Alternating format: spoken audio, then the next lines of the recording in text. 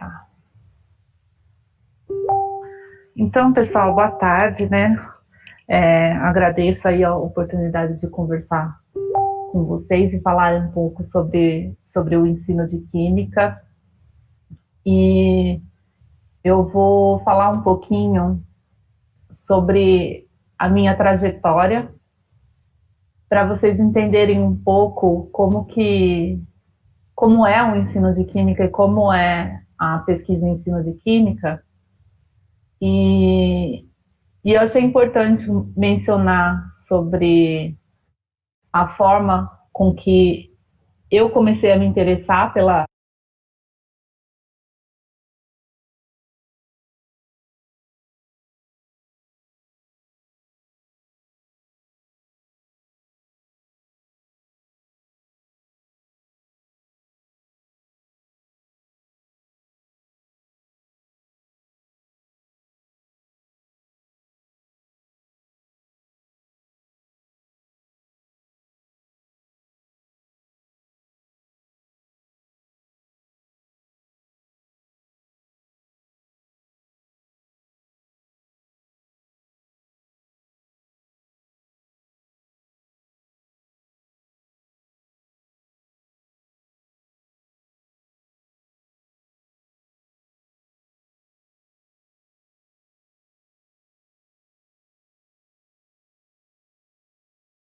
o que é a pesquisa em ensino de Química. Então, essa vai ser o caminho aí, o percurso da minha fala. Eu não consigo falar sobre a pesquisa em ensino de Química e sobre como eu me interessar por essa área. Essa vai ser sem pensar o caminho aí, o percurso da minha nessa trajetória. Eu não consigo falar. Quando eu entrei na graduação, eu vim de um ensino técnico em Química no Senai, na Grande ABC, lá em São Bernardo do Campos, né? Eu sou de São Paulo, então eu fiz o ensino técnico lá.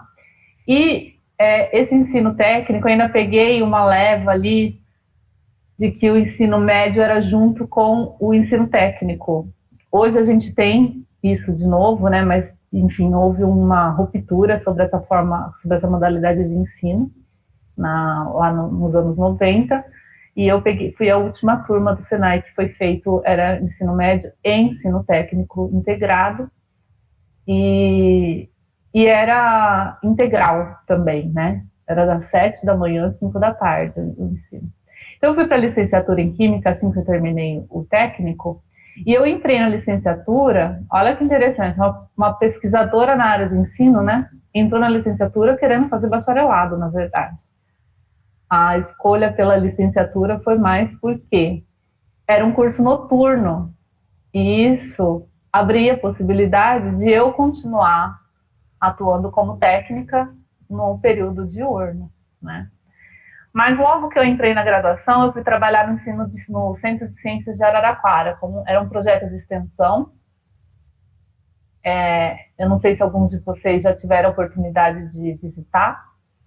Esse Centro de Ciências, agora ele é institucionalizado, mas na época ele não era, ele era constituído só como um projeto de extensão, mas ele tinha um espaço, uma sala, aqui vocês estão vendo o laboratório de Química aqui embaixo, não sei se está dando para vocês verem aí, foi um laboratório todo pensado no ensino, olha só que legal, as bancadas eram pentágonos assim, hexágonos, né, na verdade, e para as pessoas poderem interagir, trabalharem em grupo. Então ele foi todo pensado no ensino.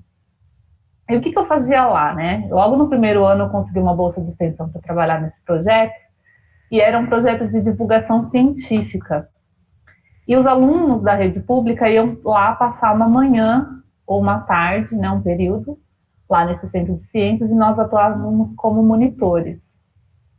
Então a gente fazia experimentos de química para esses estudantes, e o meu intuito inicial de trabalhar nesse lugar era o quê? Era concluir o estágio técnico, né? Porque eu tinha concluído o curso técnico, mas precisava fazer o estágio, e aí eu pensei que poderia fazer o estágio aqui nesse laboratório. Mas percebam que seria um estágio diferente, né? Porque aqui eu estaria lidando com os estudantes. Também me envolvi com o diretório acadêmico e com o cursinho, que aqui na UFSCar a gente tem o UFSCurso, né? Lá era o Cuca, e me envolvi com o cursinho. E aí a gente começou a ter algumas inquietações quando eu comecei a fazer essas atividades assim como outras colegas. Que era assim, a gente ia lá fazer experimento. Mas como que a gente escolhe um experimento para pôr no laboratório? Porque a gente tinha, como licenciandos e como estagiários, né, como monitores ali desse centro de ciências, uma certa autonomia para propor as atividades para as visitas, né? E iam desde crianças, do ensino do ciclo 1, até EJA, né, da educação de jovens e adultos. E uma questão que sempre a gente ficava discutindo era, mas como que a gente escolhe um experimento para trabalhar com a criança? E como que a gente vai escolher um experimento para trabalhar com um adulto? Porque a gente recebia todas as pessoas, né? Então, muitas famílias, às vezes, também que iam visitar, independente da instituição de ensino. E a gente tinha essas dúvidas, a gente tinha essas discussões. Mas se eu ensinar, tinha um dos experimentos era do pH, né? Então, para mostrar o indicador e mudança de cor, isso, né? Como vocês conhecem, chama muita atenção das pessoas, e a gente ficava, mas como que a gente explica isso para uma criança de 7 anos? E como que a gente explica para um estudante do EJA? Então, a gente tinha essas discussões, né? E essas discussões começaram a levar a gente a pensar, olha, vamos fazer então um questionário, se eles entenderam o que a gente explicou ou não. Vamos começar a investigar, e a gente começava a fazer coisas muito pontuais em nível de graduação, com orientação de professores que não eram da área de ensino, né?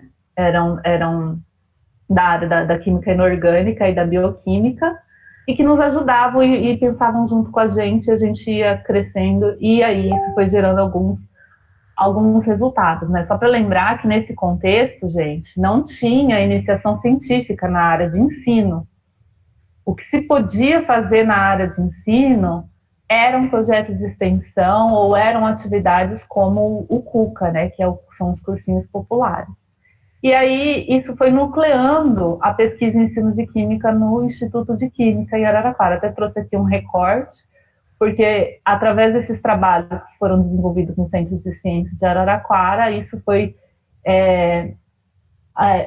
outros estudantes da licenciatura que começaram a ter interesse pela área da licenciatura e também por esses projetos, e a gente começou a ir em congressos, e, enfim, a participar, e isso foi nucleando toda essa preocupação com o ensino. E foi nesse contexto que foi criado também, eu não sei se alguns de vocês conhecem, o evento de educação em química do Instituto de Química de Araraquara, porque foi uma preocupação dos estudantes de licenciatura em criar um evento que a gente pudesse discutir sobre o ensino de química. Então a gente criou esse evento aí junto com o diretório acadêmico, que está até hoje aí. E aí, então, eu coloquei algumas questões que foram questões que a gente discutia na época, no âmbito da graduação, e que isso foi me acompanhando, né? Então, como que a gente ensina química para o ensino fundamental? Tinha aquela inquietação. A gente ia para a escola, muitas vezes, no projeto Ciência vai à Escola, que é um projeto bem parecido com o PIBID, mas a gente não tinha a parceria e a presença do professor da escola, né? Ele na verdade, trazia... eu gostaria que tivesse um experimento sobre mudança de estados físicos. Aí a gente pensava nesse experimento, ia na escola e desenvolvia esse experimento. Não tinha um processo de troca de experiências para contribuir também com a formação desse professor na escola, né? Então a gente via muitas vezes que a preocupação do ensino fundamental era ensinar a biologia. Mas a gente conseguia perceber que não era só biologia no currículo, né? Que estão muitas questões aí sobre física, sobre química, o que não é o processo de digestão, né? O que não é um processo de fotossíntese se a gente não tem ali as reações químicas. Então a gente identificava muitos conteúdos da química nesse ensino fundamental, mas ele não era evidenciado, né? A questão da experimentação, que eu já comentei com vocês, né? A forma de abordar o conhecimento químico no ensino fundamental. E aí, já para o final da graduação, visando aí a continuidade dos estudos, entrar numa pós-graduação, eu comecei a me deparar com cursos de pós-graduação em Química e com cursos de pós-graduação em Educação e com cursos de pós-graduação em Ensino de Ciências. Então, eram áreas diferentes, inclusive na CAPES. Nós tínhamos a área de Ensino de Ciências, né, mas era um número de programas na época era bastante reduzido. Hoje a gente tem um número enorme, inclusive aqui no campus, em Araras, o nosso programa é na área de ensino, né, mas na época o número desses programas era bastante restrito. E aí eu comecei a ficar, nossa, mas qual que é a diferença, né, entre um programa em Química, que às vezes realiza e produz dissertação e tese sobre o ensino de Química, e um programa de pós-graduação em Educação, que às vezes produz também dissertações e teses sobre o ensino de Química, ou ensino de Ciências, né? Então eu tinha todas essas inquietações aí. Vejam que essas questões que já foram levantadas aí na graduação, mas sem ainda entender muito bem, né, o que era a pesquisa e ensino, foi que me fizeram ir para o mestrado. Então, como o professor Bruno falou, eu fiz um mestrado em Educação Científica e Tecnológica na Federal de Santa Catarina, em Florianópolis, um lugar horrível, né, de se viver, enfim. Aqui eu coloquei uma fotinho da reitoria, que tem um painel bastante bonito. E quando eu fui para lá, eu comecei, então, a compreender melhor o que era a pesquisa, né, e fui buscando, então, saciar algumas dessas inquietações. E no mestrado eu procurei investigar como que a gente poderia trazer a contribuição da pesquisa para ensinar química para o ensino fundamental. E como eu não tinha, né, enfim, o mestrado 2 anos, não era tempo suficiente de se pensar em todas as séries, eu fui me preocupar com a 8ª série, que hoje seria o 9º ano. E nessas pesquisas, eu fui me aprofundando, né, nesse conhecimento todo, e fui verificando, por exemplo, que essa ideia de que no 9º ano, ainda é uma ideia bastante comum, acho que vocês que vivenciaram aí o ensino fundamental, de forma mais recente, né, a divisão no 9º ano, no último ano, entre Química e Física. E eu fui ver que isso era uma influência do ensino de ciências que vinha lá da década de 60. Então, eu fui verificando que muitas coisas que estavam sendo feitas na escola, com uma explicação de que havia uma legislação para isso, ou que tinha que ser dessa maneira, ou que no 9º ano, na 8ª série, tem que ensinar Química e Física, eu fui vendo que não tinha respaldo, nem científico para isso, e nem respaldo de documentos oficiais. Eram apenas vestígios e influências de livros didáticos e de uma educação num contexto completamente diferente do que a gente vive hoje. Com essas inquietações ainda, então eu fui para o doutorado, mas no doutorado eu comecei a trabalhar, eu passei no concurso na Estadual de Ponta Grossa, e como vocês devem imaginar, fazer uma pós-graduação com trabalho é algo bastante difícil, embora não seja impossível, né? É bastante difícil, principalmente na estadual em que eu estava, que não era possível pedir afastamento para realizar a pós-graduação enquanto você estivesse no estágio probatório. Então, eu modifiquei um pouco a minha pesquisa, saindo da sala de aula, né, porque eu não tinha como, enfim, não tinha tempo para isso, e voltei para uma outra inquietação, que era a respeito dos programas de pós-graduação, em Química, em Educação e em Ensino de Ciências. Então, meu doutorado, ele foi um doutorado de uma pesquisa bibliográfica, foi um doutorado em que eu fui trabalhando ali com as dissertações e teses produzidas no ensino de Química, na USP, tentando identificar, então, caracterizar o que é a pesquisa em ensino de Química e tentando verificar quais são as lacunas, o que tem sido mais investigado, o que não tem sido, quais as diferenças de uma dissertação ou de uma tese produzida lá no Instituto de Química, pensando no ensino de Química, né? Não estou pensando nas nas dissertações e teses produzidas nos programas de química que tratam da química, tá? Eu estou falando daquelas que são produzidas nesse contexto, mas que tratam sobre o ensino de química. Quais são as diferenças, quais são as semelhanças entre as produções que têm essa mesma preocupação com o ensino de química, mas que são produzidas na faculdade de educação? Ou ainda, aquelas que são produzidas em programas de ensino. Então, eu vou trabalhando muito essa relação entre os programas de pós-graduação, entre as produções feitas nesses diferentes contextos, que são os contextos que a gente tem ali como as áreas de conhecimento da CAPES, né? Eu fui para esse foco, que era uma inquietação que eu já tinha desde a graduação, né, como eu contei para vocês, e por isso que eu quis falar um pouco da trajetória, para vocês verem como os nossos interesses e as nossas vivências vão influenciando aí nossa trajetória, mas também porque era algo possível para fazer, né? Porque o que eu tinha que fazer é analisar os documentos. E isso eu poderia fazer, por exemplo, da meia-noite às 6, porque como eu falei para vocês, eu estava trabalhando, tinha 20 créditos semanais, enfim, era uma loucura, né? Bom, mas estou falando aqui em pesquisa, e aí pode ficar essa indagação, mas o que é a pesquisa em ensino de química, né? O que é essa pesquisa? Antes disso, da gente pensar em pesquisa, a gente precisa pensar, antes de pensar em ensino de química, a gente tem que pensar um pouco no que seria pesquisa. Todos vocês estão envolvidos com a pesquisa, né? E a pesquisa, ela está presente em diversas práticas sociais, né? Então, como vocês sabem, na universidade, essa prática, ela tem que ter um caráter científico, né? E eu gosto muito dessa definição de que o caráter científico, ele não é assim porque a gente determina, né? Não é porque assim, eu tenho esse trabalho aqui, esse trabalho ele é científico. Não, ele só é científico se a comunidade científica dizer que é.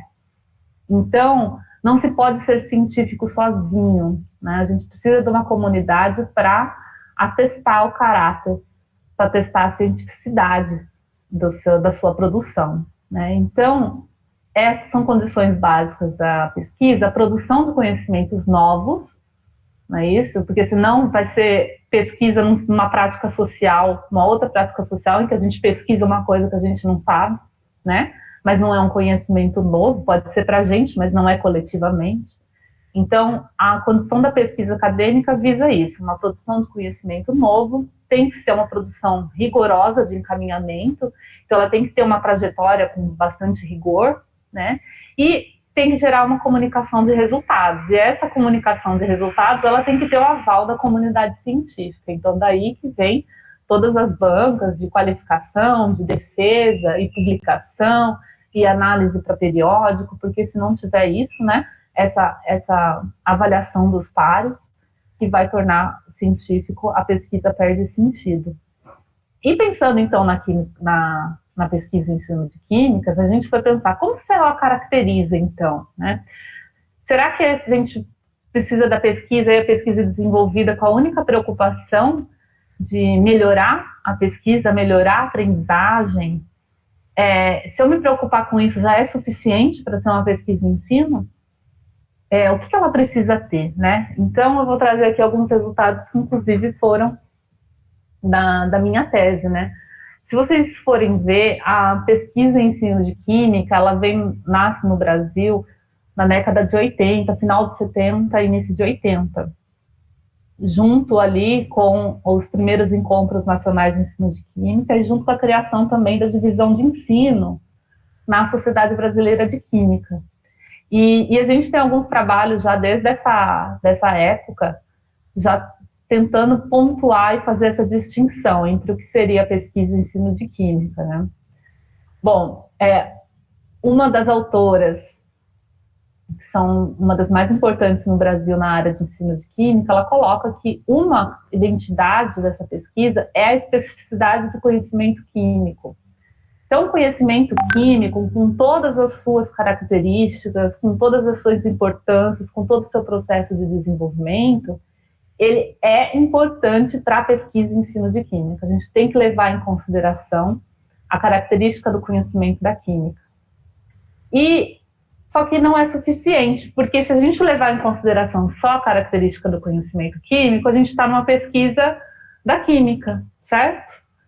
E esse não é o foco da pesquisa em ensino. Então, a pesquisa em ensino, além de levar em consideração a química, vai levar em consideração outras áreas.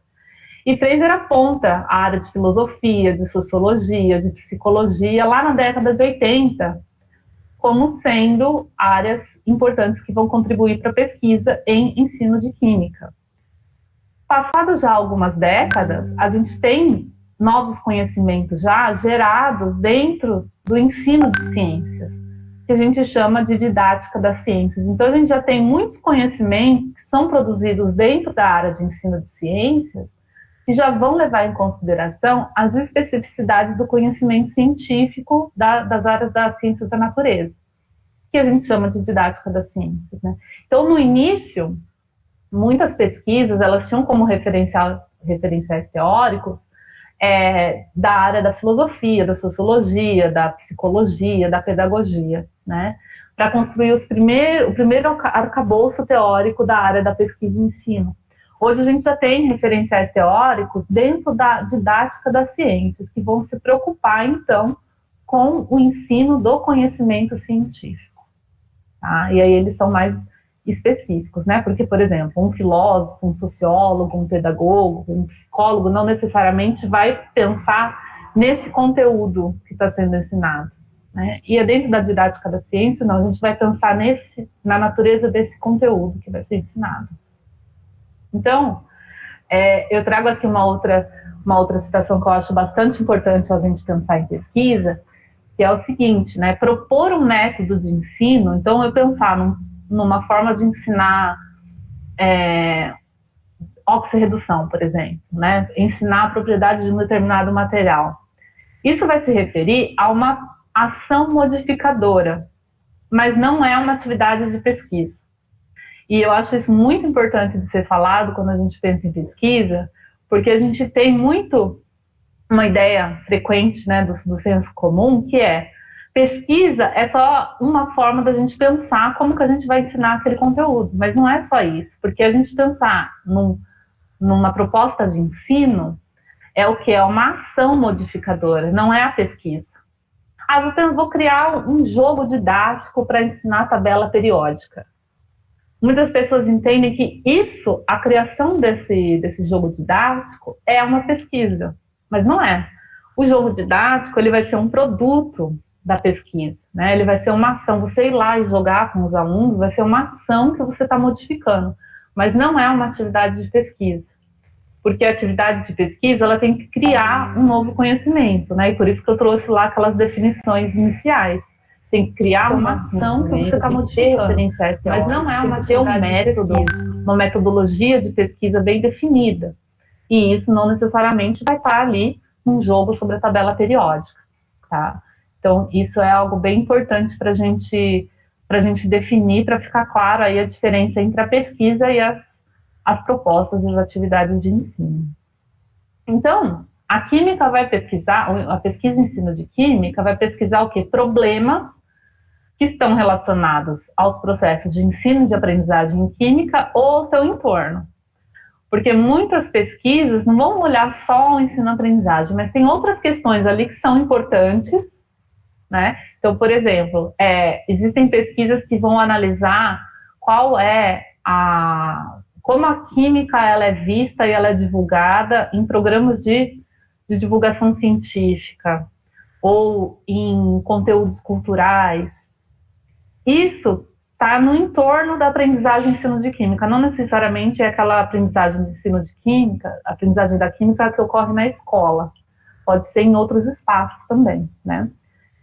Essas pesquisas, elas precisam considerar as características do conhecimento químico, né, e a forma como esse conhecimento está sendo divulgado, está sendo difundido. Tem que ter uma base teórica específica, né, que seja decorrente da didática das ciências ou da educação. O emprego de fundamentos teóricos metodológicos das ciências humanas, né? Então, aí que a gente tem um divisor entre a pesquisa na área de química e a pesquisa na área de ensino de química. Ensino de química vai ter uma linha ali com as ciências humanas. e a obtenção de conhecimento relevante que seja aceito pela comunidade científica e que promova uma melhoria no processo de ensino-aprendizagem em química e aí em todos os níveis, desde o ensino infantil até a pós-graduação e até também nos espaços não formais de ensino. Então essa seria a caracterização aí da pesquisa em ensino de química.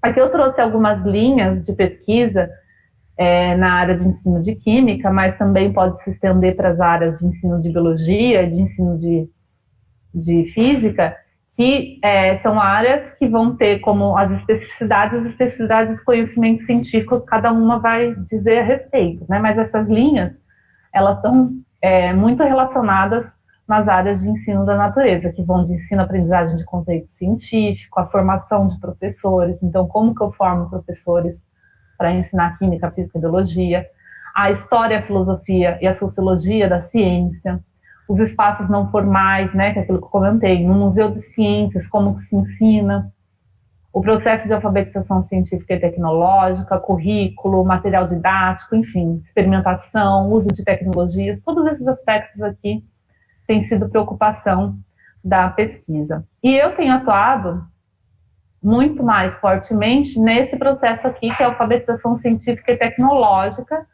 e a abordagem da ciência, tecnologia e sociedade. E também, vocês vão ver que essas linhas aqui, elas estão especificadas, mas elas se interagem muito, né?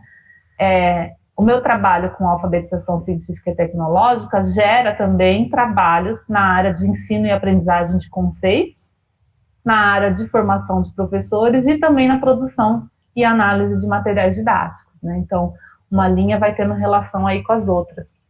E eu tenho me preocupado com essa questão, com esse problema, que é de que forma o ensino de química pode contribuir para a formação crítica, para a diversidade, para a ação responsável, para o respeito aos direitos humanos e para a construção de uma sociedade mais justa, né? Então, essa é uma questão que eu digo como sendo uma questão guarda-chuva, assim, que tem mobilizado as minhas pesquisas, né? De como que a gente pode promover o ensino de química que contribua aí para uma formação crítica, para uma participação em sociedade, né? E aí eu vou entrar um pouquinho na minha área de pesquisa, que é a alfabetização científica e tecnológica. Então, a alfabetização científica e tecnológica, ela visa três principais aspectos. Então, isso já tem toda uma fundamentação teórica que vem lá da didática das ciências, né? Que é aonde eu vou me fundamentar e buscar as bases teóricas para desenvolver a minha pesquisa, que diz que a alfabetização é um processo que vai procurar um desenvolvimento social, ou seja, divulgar os conhecimentos científicos, fazer com que as pessoas compreendam os conhecimentos científicos para que elas consigam tomar decisões frente à ciência e tecnologia. Acho que a gente pode fazer muitas relações com o contexto atual, né? Porque se as pessoas elas soubessem sobre ciência e tecnologia, elas estariam tendo um posicionamento diferente sobre o uso da cloroquina, sobre o isolamento social, né? Então isso tem a ver com o quê? Com o desenvolvimento social. Também visa um desenvolvimento humanista. O que significa isso? No sentido de que a ciência, né, a química, ela é um produto humano. Ele vem sendo desenvolvido historicamente, né, junto com a história da humanidade. Então, é algo que a gente precisa conhecer, né? Então, tem uma dimensão estética aí relacionada a esse caráter humanista. Eu gosto muito de uma comparação que o Fourier coloca, que é o seguinte: quando a gente vê uma obra de arte, né, a gente só vai conseguir apreciar essa obra de arte se a gente tiver conhecimento sobre ela, não é? Muitas vezes, quem é que nunca vai no museu ou vê uma exposição de arte e fala, nossa, mas aquele rabisco, o que tem a ver aquele rabisco? Uma criança de 5 anos é capaz de fazer aquele rabisco. Não sei se vocês já passaram por situações desse tipo. O que acontece? Por que a gente olha desse jeito? Porque a gente não tem um conhecimento que nos permite apreciar aquele rabisco, que não é um rabisco, que tem todo um conceito, tem toda uma fundamentação por trás.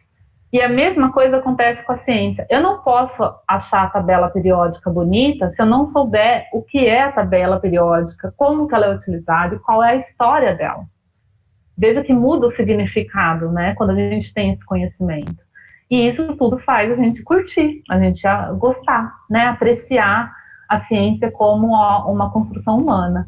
Então, esse é o sentido humanista. E o político-econômico, é claro, que tem a ver com o quê? Quanto mais desenvolvimento científico e tecnológico, quanto mais as pessoas souberem sobre isso, melhor elas conseguem participar e melhor vai ser o desenvolvimento de um país, né? Então, esses são aspectos objetivos aí da alfabetização científica no sentido amplo. E num sentido mais restrito, ela prega o quê? Um domínio de conhecimento para que as pessoas possam saber fazer e dominar aquele conhecimento para que elas possam tomar decisões, né? Para que elas possam saber, possam, enfim, participar, ter autonomia, tomar decisão, criar independência, né? Em relação a outras pessoas, não seguir tudo que a televisão fala, por exemplo, ou tudo que um médico fala, enfim, que a pessoa tenha conhecimento para que ela saiba ter autonomia e que ela saiba também se comunicar, que ela consiga entender o que os outros dizem e que ela consiga se fazer como alguém que seja entendido pelos demais.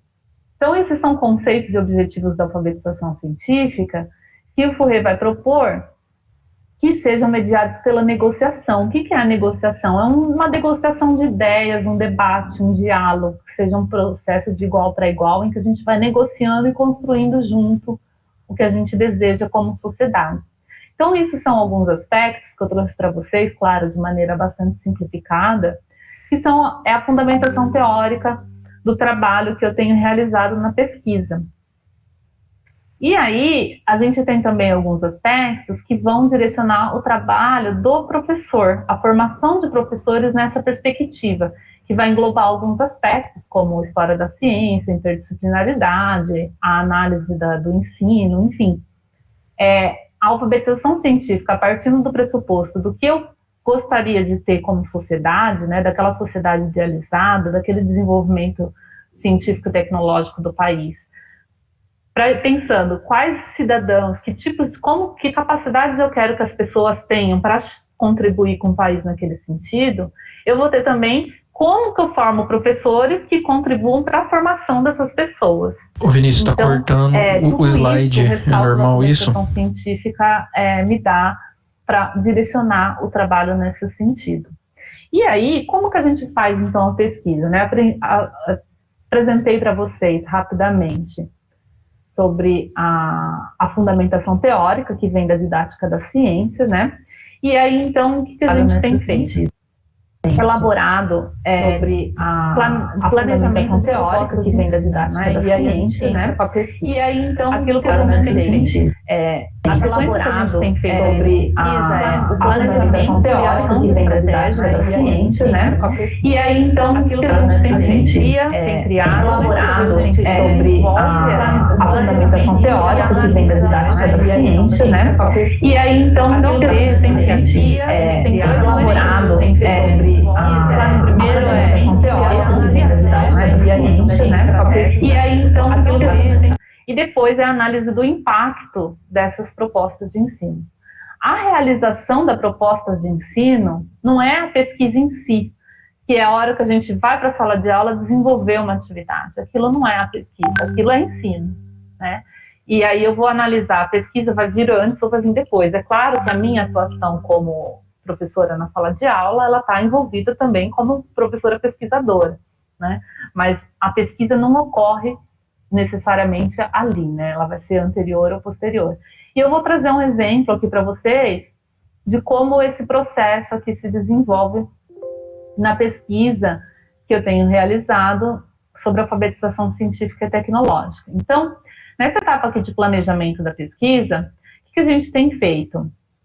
Analisado as temáticas que tenham potencialidade de levar a uma alfabetização científica e tecnológica das pessoas.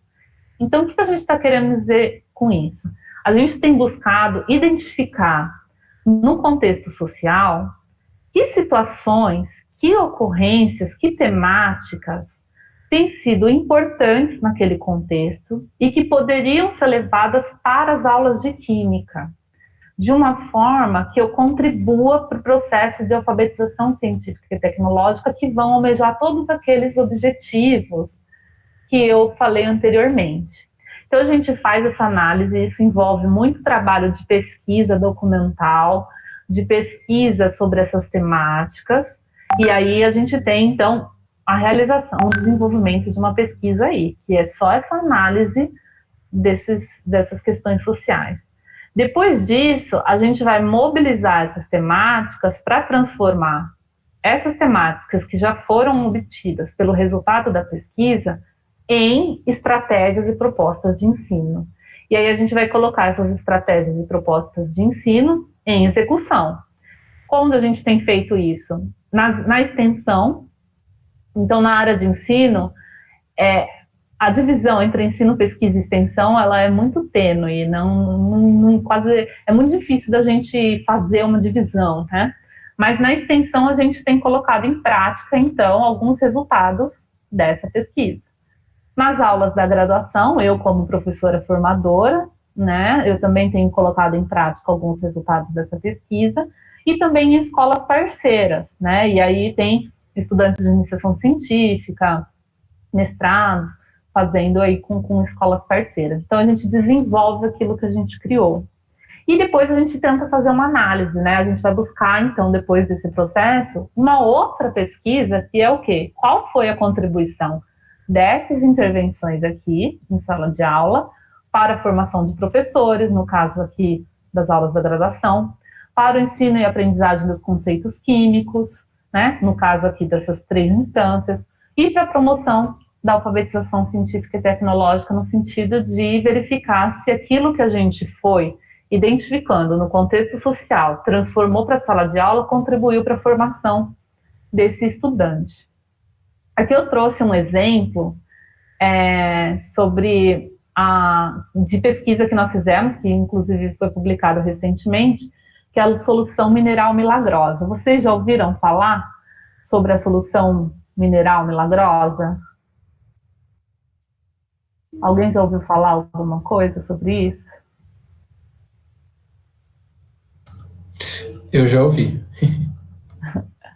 E assusta, né? Muito.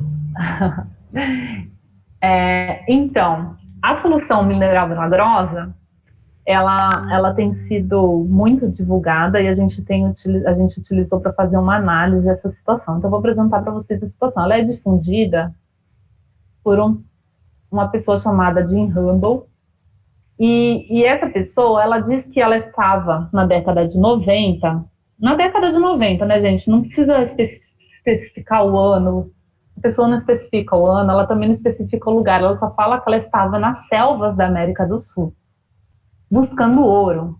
Então, ela estava nessa expedição, que não dá para a gente saber muito bem nem o dia, nem o lugar, né? Mas, enfim. E aí, uma pessoa, um companheiro lá de expedição, contraiu malária.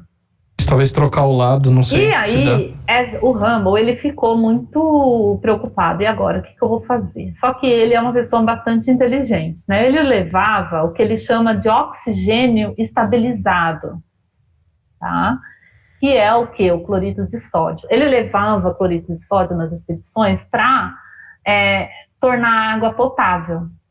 Então, ele adicionava esse oxigênio estabilizado, que é o nome que ele dá, na água potável para poder purificar a água.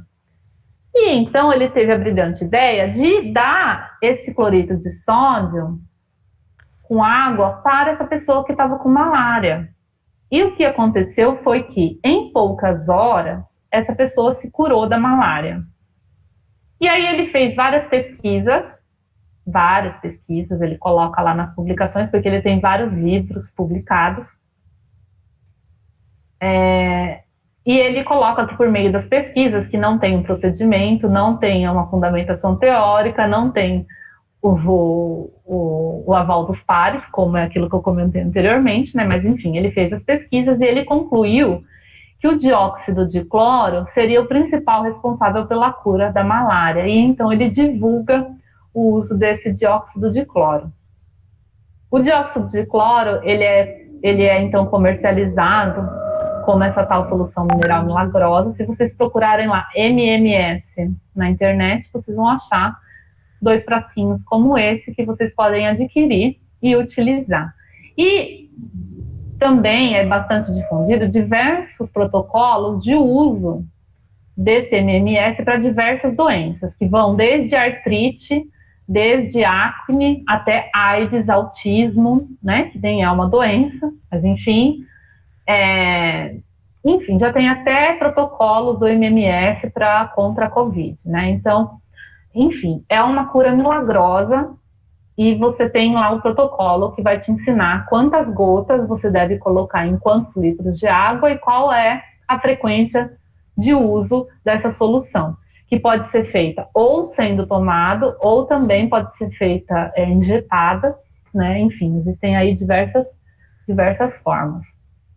Essa solução, então, ela é comercializada, não é barato, vai de 60 a 120 reais, esses 2 frasquinhos, são 2 soluções, clorídrico de sódio a 28% e ácido clorídrico a 4%, que você vai adicionar para obter, então, um dióxido de cloro, que vai curar todas as suas doenças. Bom, essa é uma situação que a gente tem, é uma situação do contexto social e que eu e outros colegas de pesquisa nos debruçamos sobre isso para analisar por que ela é tão difundida, por que ela tem tantas pessoas que, né, acreditam nessa solução. Então, a gente foi vendo aqui que a indústria farmacêutica e o governo são um foco de muitos argumentos, no sentido do que, olha, alguém descobriu a cura para tudo, mas o governo ele não quer que a gente saiba porque ele tem parceria com a empresa farmacêutica e eles não querem que a gente saiba que a gente tem a cura porque a gente vai empobrecer a indústria farmacêutica e, consequentemente, o governo.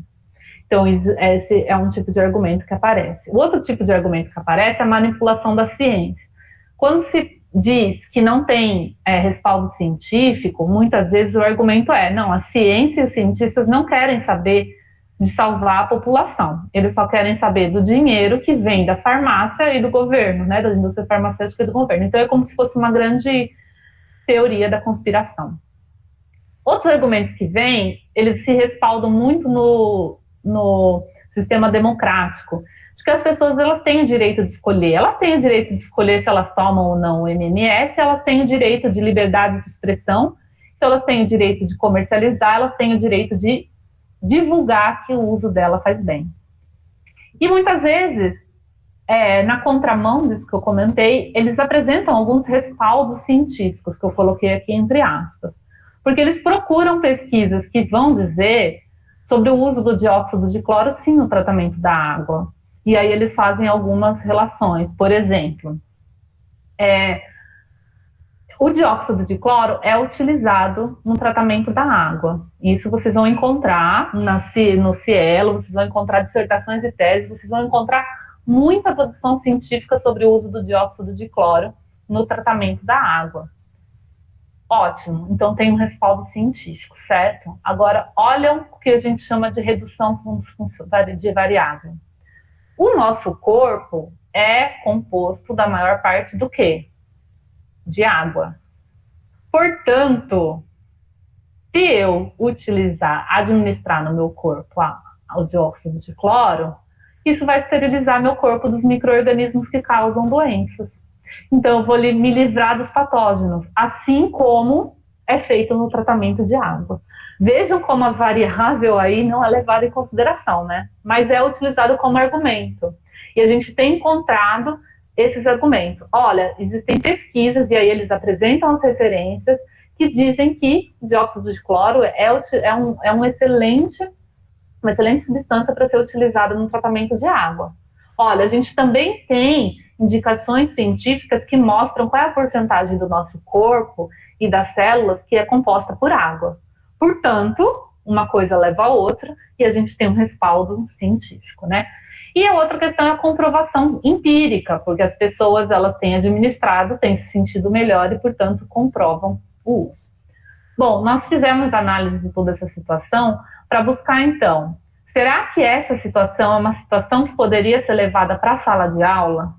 em que aspectos isso poderia produzir um conhecimento científico e de que maneira isso poderia promover a aprendizagem e a alfabetização científica. A gente viu, dentro de todas as categorias, então isso aqui que está em roxo, são aspectos que a teoria me traz, a didática da ciência me traz como um aporte para dizer que, olha, essas questões são importantes para serem tratadas no ensino de ciências. Então, a gente olha isso, vai olhar para a situação do MMS e vamos dizer, será que o MMS contempla essas categorias? E a gente viu que sim. Por quê? Envolve os argumentos sobre o funcionamento da ciência e da tecnologia. Se as pessoas soubessem como a ciência e a tecnologia funcionam, né, em termos de produção de pesquisa, aquilo que eu comentei anteriormente, elas iam compreender melhor as pesquisas que elas foram ler, e isso traria uma discussão, né, uma outra ótica para olhar o MMS. Envolve a tomada de decisão, né, relacionada à fiscalização e à denúncia, quer dizer, a Anvisa já proibiu a comercialização e a divulgação desse medicamento. Quer dizer, não é um medicamento, mas ele continua sendo vendido como tal, ele continua sendo propagado como tal, e as pessoas continuam comprando e administrando. Existem aspectos econômicos e políticos que envolvem a questão da atuação do governo como fiscalizar, a questão da indústria farmacêutica, a questão das pessoas que estão comercializando isso, né? Quer dizer, olha a contradição. Elas não querem enriquecer uma indústria farmacêutica, mas elas enriquecem outras instâncias que estão comercializando essas substâncias. E a divulgação nas redes sociais, quer dizer, por que as redes sociais, por que a internet, enfim, por que eles não bloqueiam esse tipo de ação? Vejam que tem uma questão política envolvida aí, né? E isso pode possibilitar uma discussão no sentido da alfabetização científica. Isso leva a uma autonomia, né? Para a pessoa entender se ela pode ou não tomar o MMS, ou se ela deve ou não denunciar a venda desse MMS, ela precisa ter uma autonomia, ela precisa ter um domínio, ou seja, ela precisa saber avaliar as variáveis, ela precisa dominar o conhecimento científico para ela poder tomar essa decisão e desenvolver a autonomia. E aí a gente elenca, então, quais são os conhecimentos da química que a pessoa precisa ter para ela poder avaliar melhor o MMS. E a comunicação, né? Aqui entra a comunicação científica, senso comum, com a pseudociências, entre os idealizadores, usuários, os médicos, os estudantes, os professores, os cientistas, enfim. Existe uma série de pessoas aqui em diversas instâncias que poderiam estar debatendo e combatendo a difusão do MMS. Né? Assim como outras que agora para a Covid-19 tem sido muito em alta, né? Então, além disso, a gente foi olhar o quê? Tem relação com conhecimento químico escolar? Porque com a química a gente já viu que tinha, mas e o currículo escolar da escola?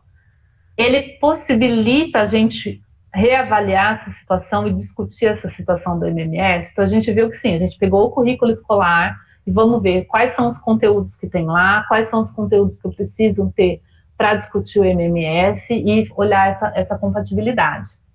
A possibilidade de abordagem interdisciplinar, então a gente viu também a possibilidade de trabalho com outras disciplinas na escola e a relação com a realidade e o cotidiano dos estudantes, que é bastante evidente nessa situação, uma vez que isso é muito difundido nas redes sociais. Com base nisso, então vejam que isso é um resultado de uma pesquisa, né, que eu trouxe como exemplo, que a gente pega um contexto, uma situação social, e a gente vai analisar qual é a potencialidade de se trabalhar e de se discutir aquilo dentro do nosso referencial teórico da didática da ciência. Agora a gente vai para a sala de aula.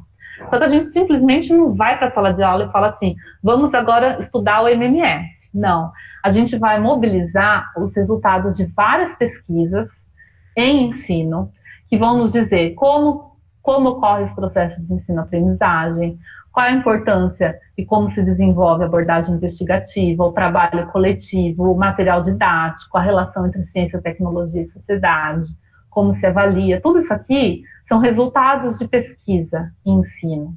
E a gente, a partir desses resultados de pesquisa, junto com as análises que nós realizamos, a gente elabora as propostas de ensino. E aqui eu tenho uma das propostas, que inclusive eu desenvolvi com alunos da licenciatura, né, que é transformar, então, aquela situação real em uma situação que seja possível de se trabalhar em sala de aula. Então, essa transformação eu faço para levar para a sala de aula e trabalhar com metodologias de ensino, que também tem o respaldo da pesquisa. Aí, aqui a minha ação no ensino, ou na extensão, né, enfim, no ensino, na graduação, ou no ensino da educação básica, ou na extensão, pensando em espaços não formais. A gente tem atuado aí nessas diversas áreas e desenvolve toda a proposta de ensino, coletando dados para subsidiar novas pesquisas, que aí vamos dizer como tem sido essas abordagens com a aprendizagem da química. Isso aqui é algo que a gente está construindo ainda, não tenho dados ainda para trazer para vocês. Mas sobre o desenvolvimento da argumentação, a gente já tem alguma produção nesse sentido, que esse tipo de atividade, ele faz com que os estudantes em sala de aula eles percebam e deem significado ao que eles estão aprendendo na sala de aula. Porque eles estão conseguindo olhar a vida deles, olhar o cotidiano deles, sob uma perspectiva que foi construída dentro da aula de química. Então, aquilo tem sentido para ele, tem significado. E ele consegue transformar a vida dele.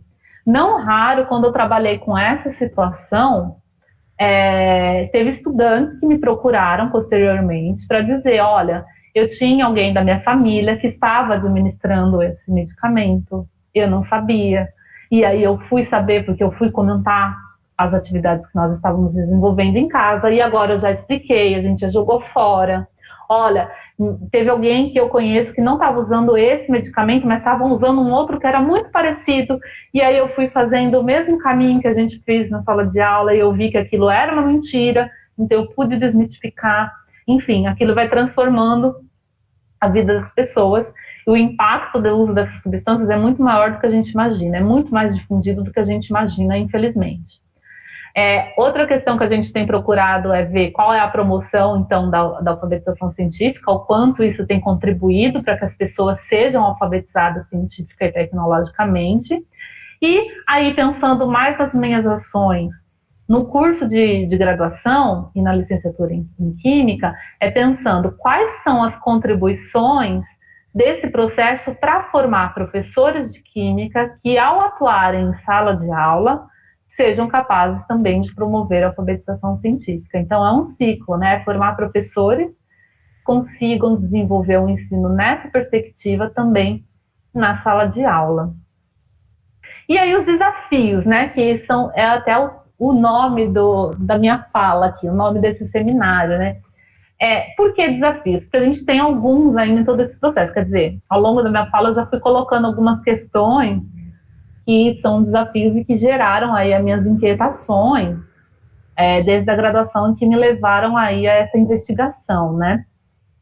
Mas a gente tem outra. Então, uma delas, a aproximação entre a pesquisa e as instituições de ensino. E aí eu nem coloquei a escola, porque é também a universidade, né? Esses dias mesmo eu estava comentando com um colega que um outro professor de uma outra instituição, a gente estava numa discussão e ele comentou, mas eu não sei como que eu vou fazer para dar uma aula de 4 horas por vídeo, porque eu faço as 4 horas falando a minha aula, né? Aí os alunos já me reclamaram, porque eles reclamaram para mim que isso não é aula, o que eu faço não é aula. Mas eu não sei o que eu faço. Então, quer dizer, a gente começa a perceber que muitas vezes os próprios professores, eles não conhecem a área de pesquisa e ensino, não conhecem o ensino de química, o ensino de ciências, como uma área que vai fundamentar e vai dar suporte para a sua atuação em sala de aula. E não importa qual é o nível de ensino, porque pode ser desde lá do ensino infantil até a pós-graduação. Nós temos resultados de pesquisa que vão indicar, por exemplo, que tipo de atividade, se em grupo, se individual, contribui melhor para a aprendizagem. Que tipo de estratégia em sala de aula contribui mais para a aprendizagem? A gente já tem isso estabelecido na pesquisa e ensino, mas isso pouco é levado em consideração pelos profissionais das instituições de ensino. Então, existe aí uma distância entre o que tem sido produzido como conhecimento científico da área com o que tem sido praticado, né? E aí eu englobo todos os níveis, porque na educação básica acontece a mesma coisa. Muitas vezes os professores desconhecem essa área de ensino. Essa distância tem diminuído, porque na graduação agora a gente já tem uma forte, nos cursos de licenciatura a gente já tem uma influência, né? Já tem muitos aspectos da área de ensino de química nos cursos de licenciatura, mas isso nem sempre foi assim, então ainda não está atingindo muito a sala de aula daqueles profissionais que já estão há algum tempo em atuação. A outra questão, um outro desafio que eu pontuo aqui é a valorização da pesquisa e ensino, bem nesse sentido das pessoas muitas vezes desconhecerem o que é, e aí eu até coloquei várias frases que eu me deparo ao longo da minha trajetória e ainda não parei de ouvir, como a área de ensino é uma área de perfumaria, né? Quer dizer, aquilo lá que fica assim, né? Não é necessário, é só um enfeite. Que é projetinho na escola, então aí é um desconhecimento que eu sempre comento, do que é pesquisa e do que é atividade de ensino, são coisas diferentes. A pesquisa não necessariamente vai desenvolver uma atividade de ensino na escola, e a atividade de ensino na escola não é pesquisa, né? Essa ideia de ser mole, de ser mais fácil, né? De que professor é dom, então a pessoa nasce com aquilo, ela não precisa ser formada, quando a pesquisa está lá produzindo diversos conhecimentos científicos para dizer quais são os fatores, os aspectos da formação docente, necessários à formação docente, necessária à profissionalização. Então, a gente tem todo um arcabouço teórico indicando a necessidade, quais os conhecimentos necessários aos professores, quando a gente tem um discurso dizendo, né, que aquilo tudo é dom, a pessoa já nasce sabendo tudo isso. E o outro, que eu pontuo aqui também, são a questão das políticas públicas, né? A falta de políticas públicas que valorizem a educação, sobretudo uma educação pública de qualidade, que seja acessível a todos, né? Que valorize o trabalho docente, que valorize a ciência. Acho que o momento que a gente está vivendo hoje evidencia muito como essas políticas públicas que vão nesse sentido fazem falta, né? E isso prejudica muito a pesquisa, e aí é todo mundo, né? Não é só a pesquisa e ensino, prejudica todas as pesquisas em todos os âmbitos. Aqui eu só listei alguns trabalhos que a gente tem desenvolvido, algumas fontes que eu utilizei aí para apresentar para vocês. Espero que vocês tenham gostado, que eu tenha contribuído aí para alguma discussão e reflexão, e fico aí disponível para a gente conversar e para tirar dúvidas, enfim. Muito obrigada, agradeço mais uma vez. Obrigado, Tati, excelente apresentação. Eu tive várias perguntas, deixa eu abrir minha câmera aqui. Pronto. Tá me ouvindo? Eu estou. Já parou a apresentação? Porque aqui deu uma travadinha. Não, foi. Pessoal, vou abrir pergunta para o público. Pessoal, por favor, perguntas para Tati? Algum comentário? Tem uma pergunta aqui no chat. A Jéssica já perguntou isso?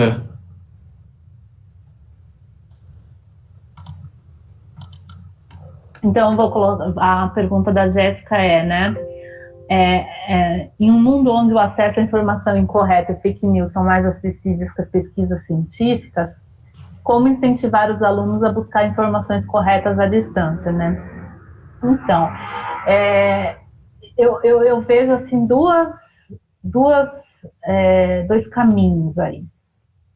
Um deles é uma mobilização e uma necessidade. Eu já tenho discutido e a gente tem feito alguns trabalhos nesse sentido, pensando na situação da Covid, né, e do coronavírus, que é também uma forma de como a própria comunidade científica poderia atuar numa divulgação científica de uma maneira mais estreita e fácil, para que as pessoas entendam.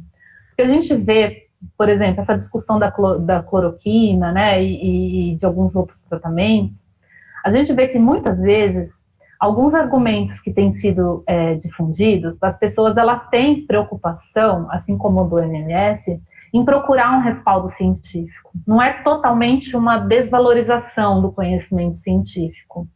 Elas até tentam. Aí elas chegam lá, elas vão achar o quê?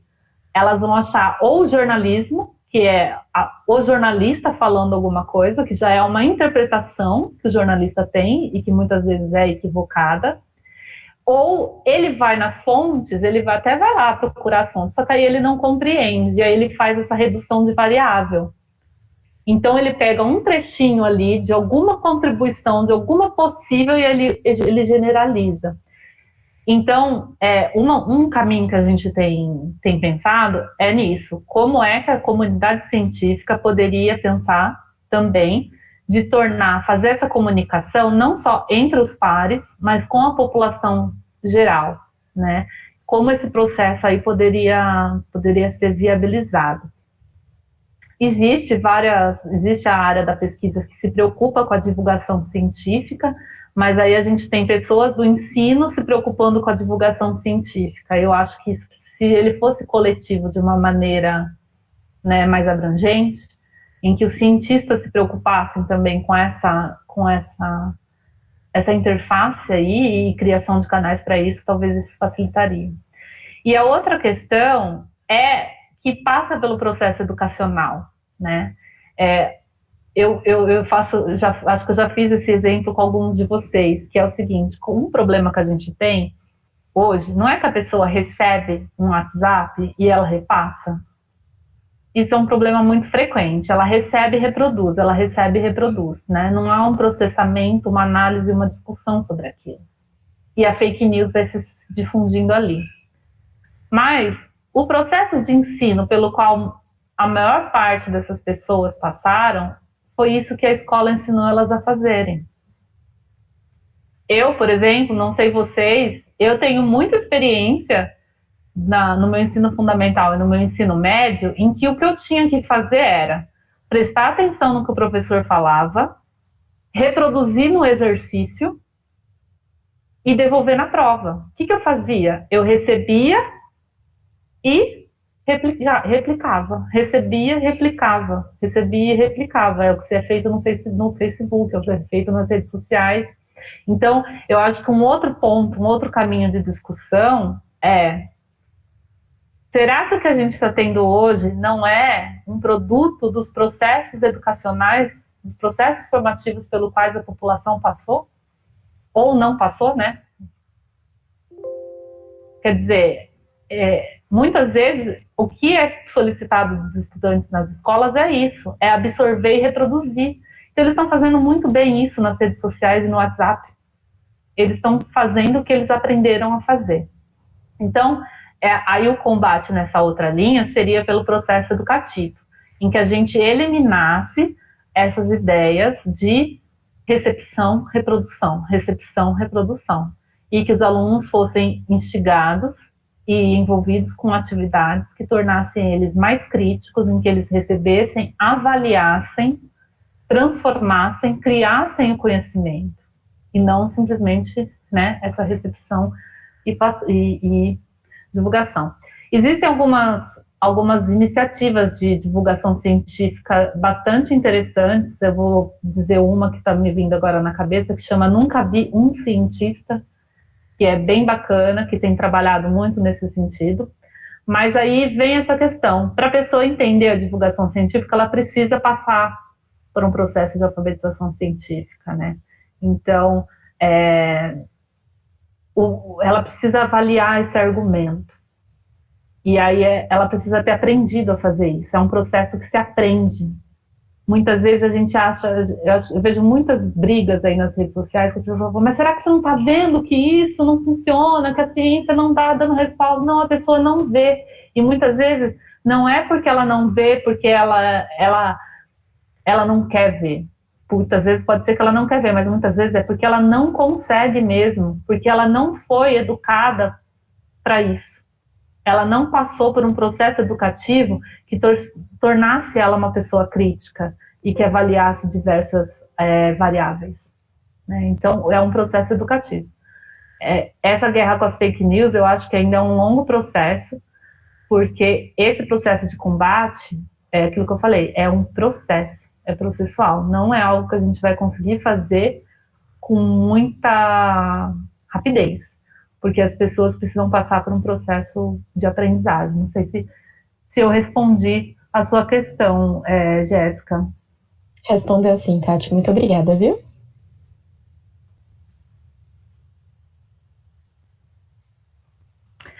Sim, sobre as pesquisas, vou ler aqui. A Luísa adora jogos os lúdicos, né? Se estão surgindo pesquisas ou discussões preocupadas com alternativas ou ideias no uso de ferramentas lúdicas. Sim, esses dias eu recebi... posso compartilhar com vocês depois, gente, porque eu preciso resgatar aqui nas minhas redes sociais. Uma produção da Federal do Paraná, do professor Roberto Dalmo. Acho que se vocês procurarem lá, Roberto Dalmo, FPR, vocês vão encontrar. Ele tem desenvolvido alguns aplicativos de jogos para o ensino de ciências. E tem sido muito interessante. Tem tido, sim, muitas coisas nesse sentido. Hoje mesmo eu estava avaliando aí um trabalho sobre RPG no ensino, que é outra coisa que é bem recorrente, mas esse a gente precisa da sala de aula, né? Mas no ambiente virtual, sim. Tem até uma jornada, chama Jornada de Ludicidades e Jogos para o Ensino de Química, onde existe toda essa linha de produção de material didático, né?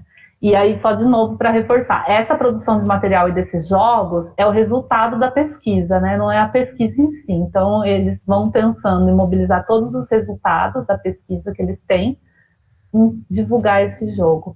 Depois, Luiz, eu vou ver se eu encontro aqui esse joguinho que o pessoal desenvolveu. E é um jogo que você não joga sozinho, você precisa de outras pessoas. Então, a ideia é justamente agora, nesse momento de isolamento, você possibilitar a interação entre as pessoas, né? Então, você ter outras pessoas jogando ali virtualmente, né? O estar junto virtual. Depois eu vou encontrar o link em caminho para vocês, tá bom? Eu agradeço. Toda sexta, eles no laboratório, eles tiram um tempinho para jogar algum RPG. Eu acho legal, eles se interagem. Legal ter de química também, eu não sabia. Acho muito interessante. Alguém tem mais perguntas, pessoal? Obrigado, Luiz. Obrigado, Jéssica. Mais perguntas, comentários, curiosidades? Acho que é muito interessante que a Tatiane falou, que quando você começa a visualizar no começo de curso de licenciatura, você acha que pesquisa e ensino é você fazer igual você falou, né? Você produzir um material, um brinquedo, um experimento, não, você vai estudar, tirar os dados e tentar ver o processo de ensino-aprendizagem. Isso ficou muito claro, assim, nas minhas aulas. Eu tive um professor bem crítico com isso, ele tentava e eu acho muito interessante. Acho que você pautou isso, é muito feliz. É só sempre deixar claro, né, que o ensino de química é o que vem dos dados e tentar melhoria em alguns sistemas, mas não necessariamente fazer um experimento bonito e colorido não quer dizer que isso não tem absolutamente nada a ver. Agora, o produto que ele vai gerar, o processo, né, de ensino-aprendizagem e os dados, aí você consegue tentar entender. Pessoal, mais alguma pergunta? Tem alguma?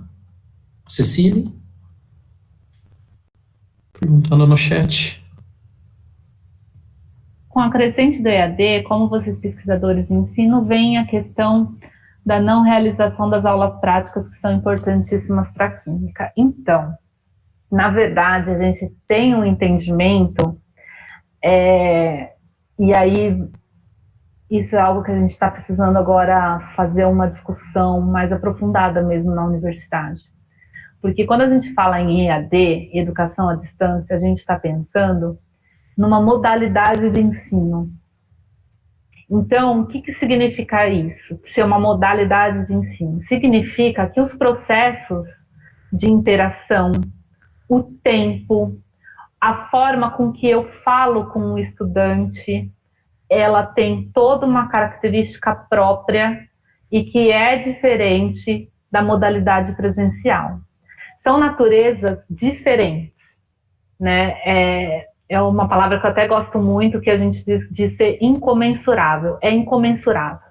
Quer dizer, não é melhor, não é pior. Elas são de naturezas diferentes, não dá para a gente comparar.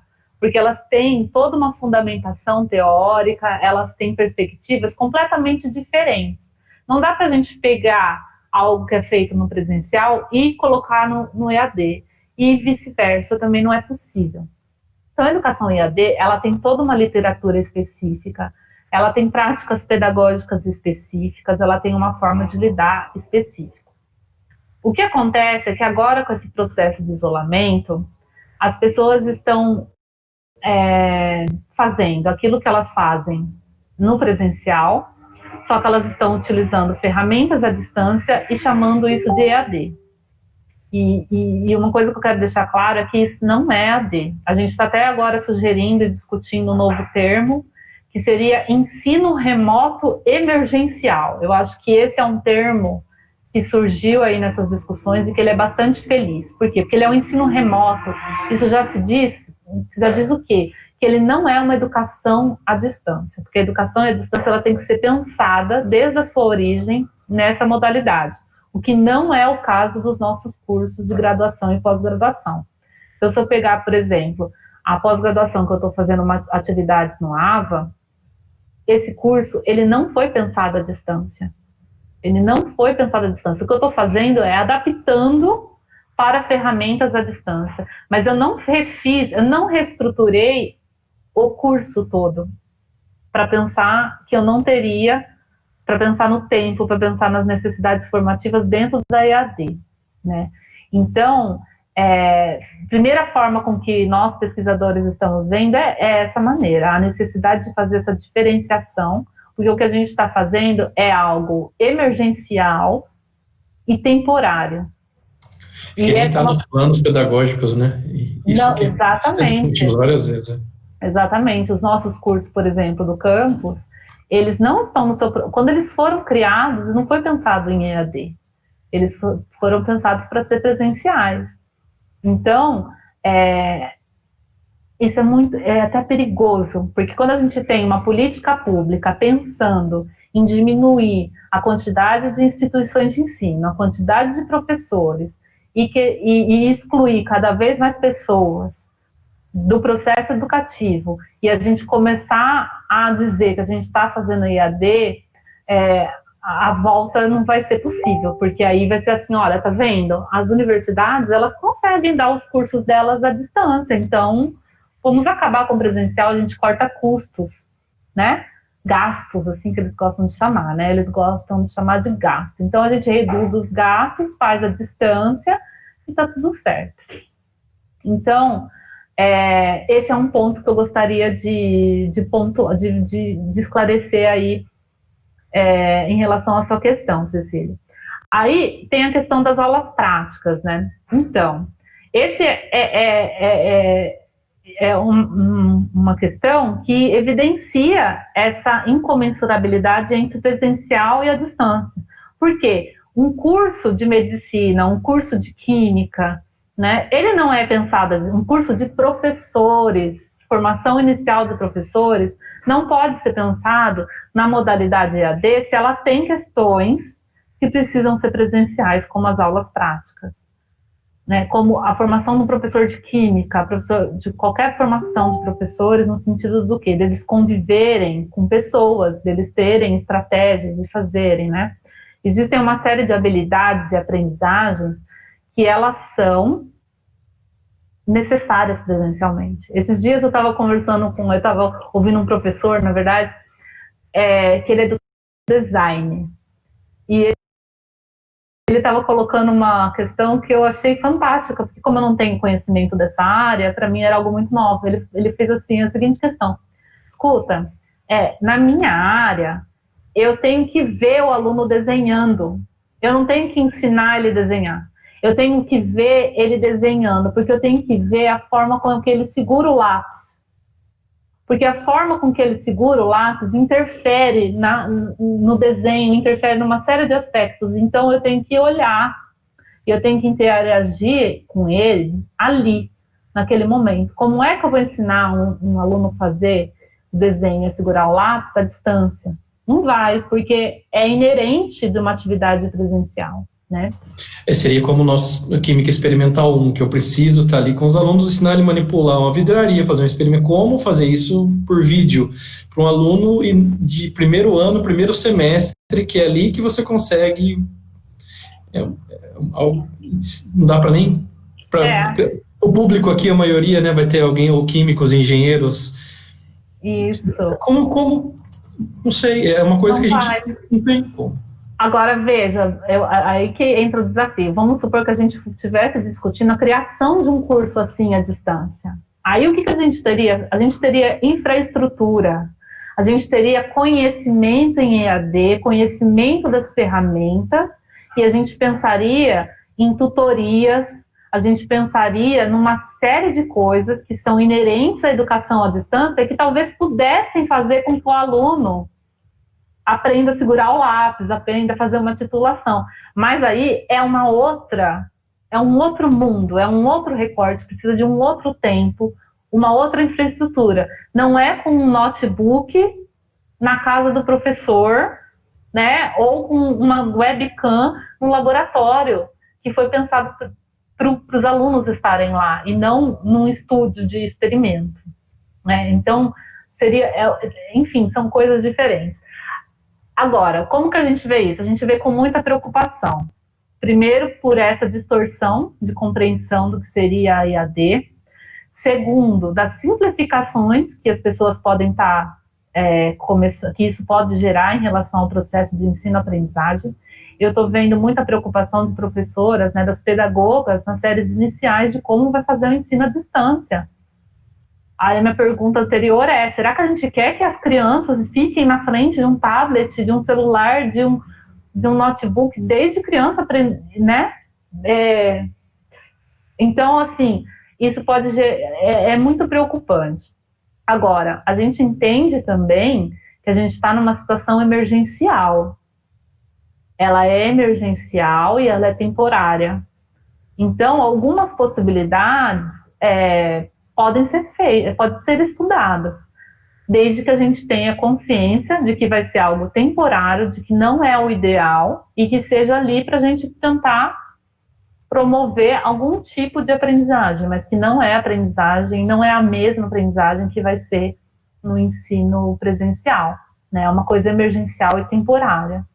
Então, eu acho que a gente tem que resistir mesmo à ideia de fazer à distância, de fazer o ensino remoto para aquelas atividades que são extremamente necessárias, atividades práticas. Senão a formação do aluno vai ser muito comprometida, né? Realmente. Exatamente. Medicina, né? Que o pessoal sempre gosta de valorizar a medicina, né? Exatamente, Cecília. É muito importante ter essa diferenciação. Senão você degrada, na minha opinião, né? Se degrada o ensino EAD, e não é assim. E não é. Eu já fiz o curso. Quando eu estava na graduação, eu fiz o curso para tentar ser monitor EAD. Logo que abriu o EAD UFSCar. E aí eu fiquei meses estudando para ter o curso.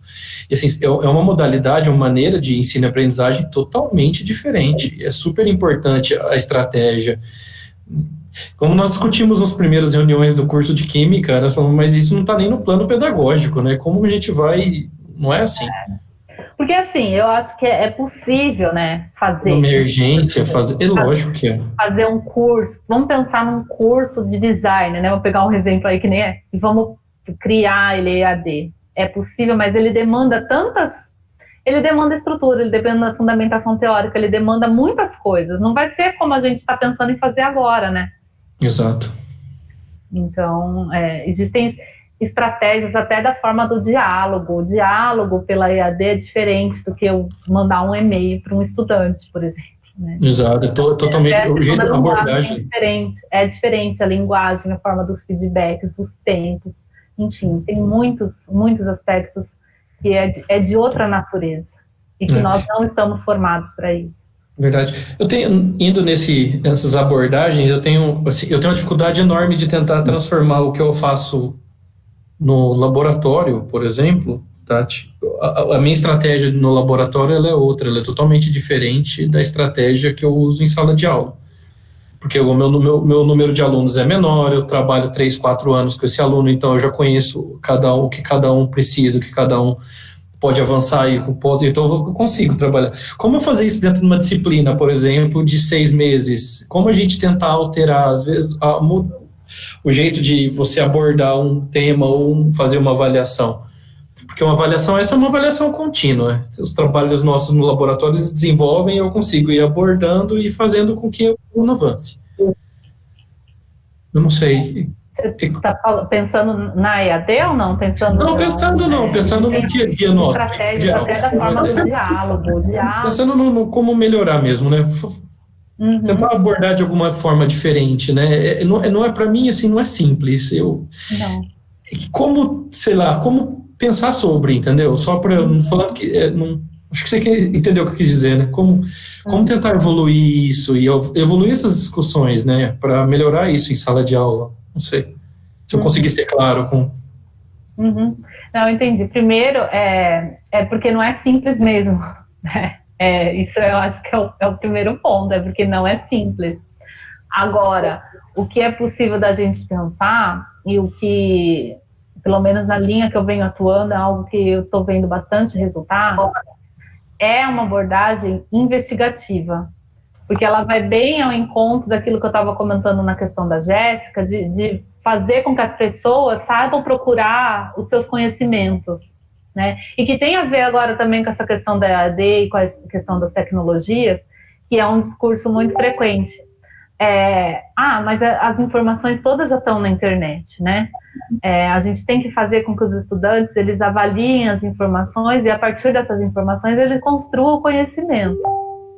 Então, nesse sentido, as situações problemas me parecem ser um caminho que ajudam a gente a pensar e planejar até uma disciplina por um todo.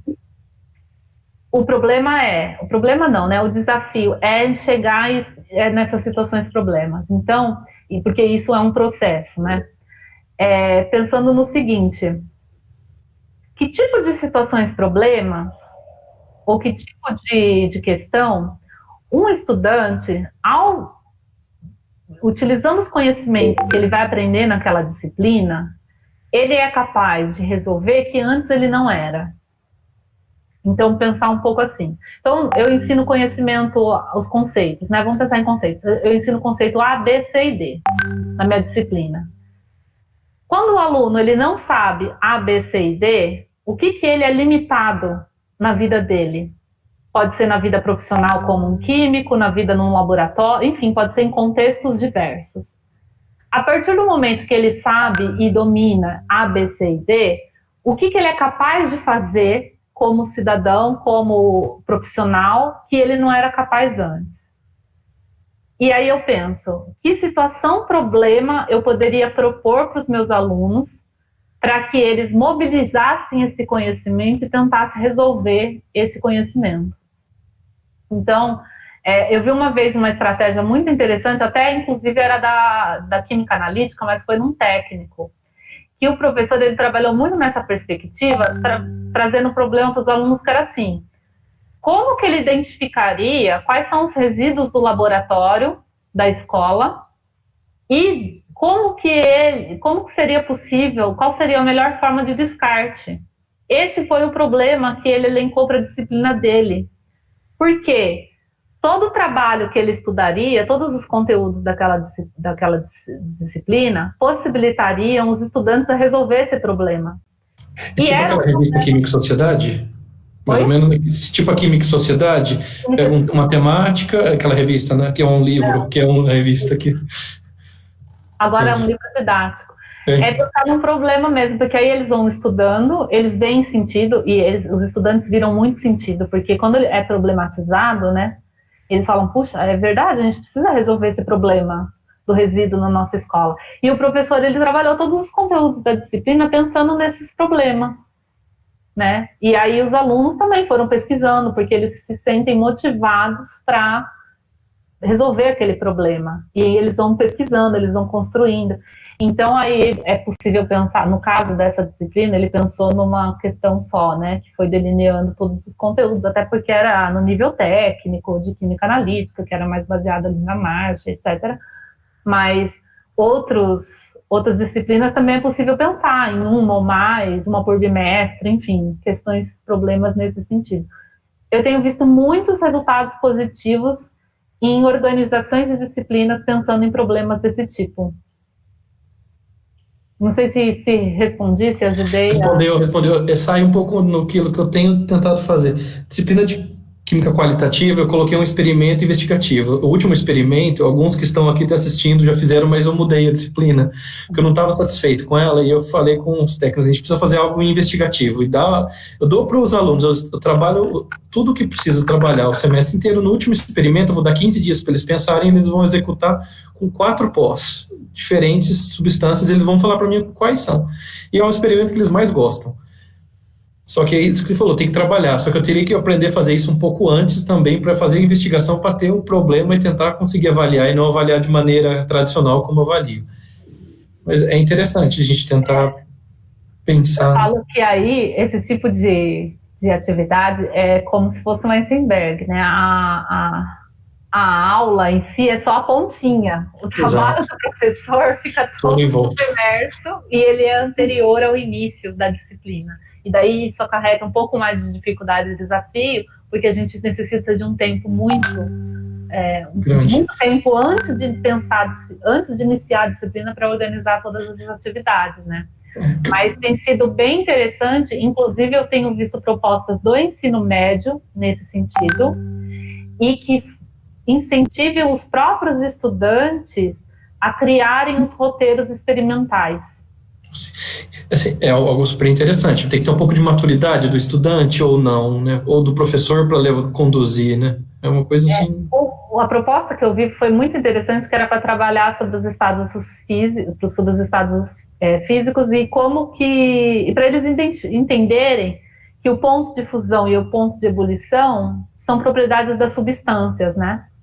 Então, a pergunta que a professora fez foi até bastante simples. Ela fez algo do tipo assim: pessoal, a água, como que a gente pode saber qual é a temperatura que a água ferve? Como que a gente pode saber o que interfere no ponto de ebulição da água? O que vocês acham? E aí ela começa a ter uma discussão com os alunos relacionados a isso, até que ela chega num ponto de dividir os estudantes em grupos, e eles falam assim: agora vocês precisam pensar em experimentos que possam nos ajudar a provar as hipóteses que vocês têm. Então eles criaram hipóteses como do tipo: se eu aquecer a água com uma vela, ou se eu aquecer com bico de Bunsen, a temperatura vai ser diferente. Você acha isso? Acho. E como que a gente poderia provar isso? E aí, então, vamos então aquecer, um com bico de Bunsen e outro com a vela. Mas será que agora a quantidade de água interfere? Será que para a gente comparar precisa ser a mesma quantidade de água, um recipiente igual, ou a gente pode mudar? Então, eles começam a criar estratégias de formas de testar as hipóteses com os roteiros experimentais e que eles criam e com materiais de super fácil acesso, né? Agora, veja que isso demanda um tempo e uma discussão do professor em sala de aula, né? E um tempo muito maior, porque isso demorou de 4 a 6 aulas, enquanto que se o professor chegasse e colocasse o ponto de ebulição da água é 100 graus. 5 minutos até com experimento, mas aí não tem um aprendizado efetivo. Né? Exato, porque ali eles aprenderam a levantar a hipótese, a testar, a discutir, a analisar, a trocar. E até questões muito importantes, por exemplo, quando eles estão ali trabalhando no grupo, eles aprendem a ouvir o que o outro está falando, eles aprendem a ter respeito um pelo outro, enfim, são uma série de aprendizagens que estão ali, que vai muito além e que contribuem muito mais para a formação dos estudantes do que a água ferve, né, tem um ponto de ebulição 100 graus, porque isso ele pode achar no Google. Exato. É isso que eu tento ver, assim, eu vejo com os alunos, né, que eles entram no primeiro, segundo ano e eles vão evoluindo, você não consegue fazer isso em sala de aula da mesma maneira. Tem mais, acho que o Anderson vai perguntar, que ele abriu o áudio. É isso, Anderson? Tem uma pergunta? Professora, boa tarde, obrigado. Boa tarde. Boa tarde. Gostaria de parabenizar aí pela apresentação, né? Assim, eu penso assim, a gente está vivendo uma época de um tsunami de demandas na parte da educação, certo? Nós tínhamos aí um laboratório, né, no ensino tecnológico à distância, que era o EAD. Porém, não se dava ali tanta atenção para essa parte do ensino, ou se dava pouca atenção. A minha pergunta é a seguinte, baseado nesses fatos, já existe alguma coisa, alguma metodologia que, assim,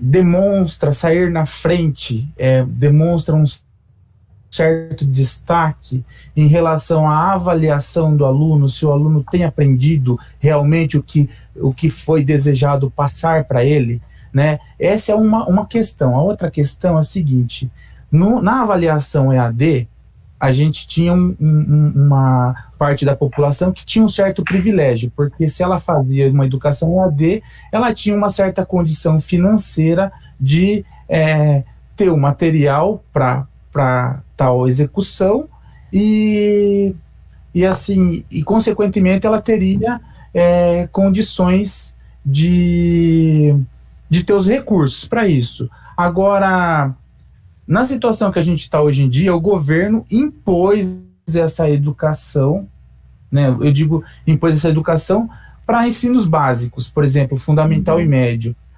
Existe algum estudo relacionado à parte social dessa parcela da população? Tá. Em relação à avaliação, parcela da população? Ela não é bem a minha área, então as leituras que eu tenho, elas não são tão aprofundadas, tá? O que a gente tem feito na área mais específica de ensino de química? Porque assim, por que eu estou dizendo isso? Porque existe um campo de estudos, e aí ele vem mais na área da educação em geral, na educação como um todo, que vai se preocupar com a avaliação, tá? Quando a gente pensa especificamente no ensino de química ou no ensino de ciências, a avaliação ela vai ter características relacionadas àquele conhecimento específico. E é nesse campo que eu vou responder a sua questão, tá?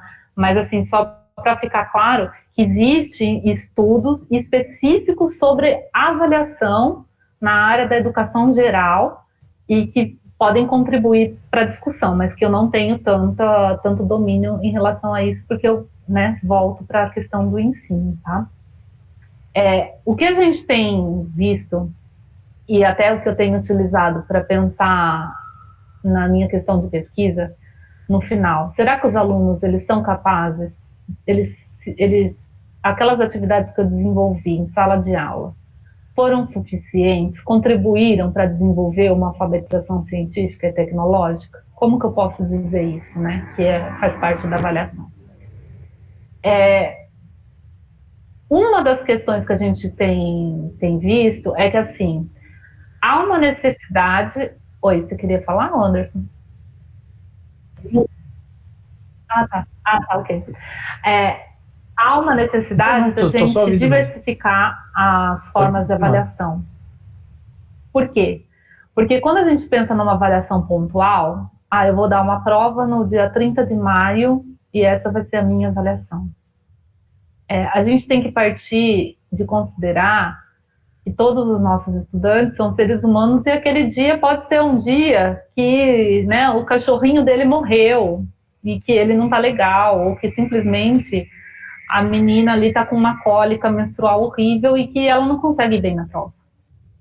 E aí, ela pode saber aquilo, ela pode ter conhecimento daquilo, mas ela não se saiu bem na prova. Então, eu acho que um princípio que é bem evidente pra gente é que a forma como o estudante se desempenha naquela atividade avaliativa não necessariamente mede a aprendizagem.